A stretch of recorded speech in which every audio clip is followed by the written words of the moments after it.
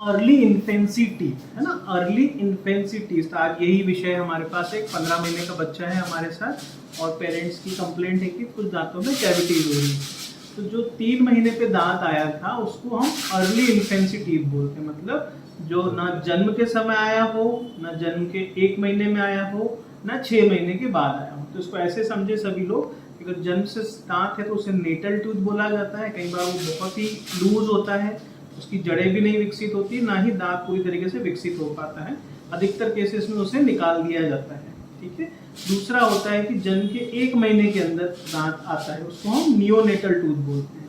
कई बार ये दांत थोड़ा फर्म होता है, इसे निकालने की जरूरत कम ही पड़ती है, या कभी कोई ब्रेस्ट फीडिंग में कोई तकलीफ दे रही हो तो उसे हम थोड़ा सा गोल कर देते हैं।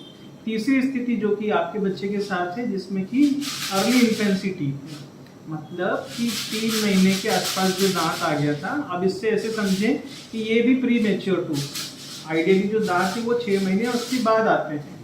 तो ये प्री मेच्योर टूथ होने की वजह से उसका शेप भी अलग है और उसका ओरिएंटेशन भी अलग है, क्योंकि इसकी जड़ पूरी तरीके से बनी नहीं थी और ये मुंह में आ गया था, तो होंठ और जुबान के प्रेशर से ये टेढ़ा हो गया और फिर टेढ़ा ही विकसित हुआ है। ठीक है।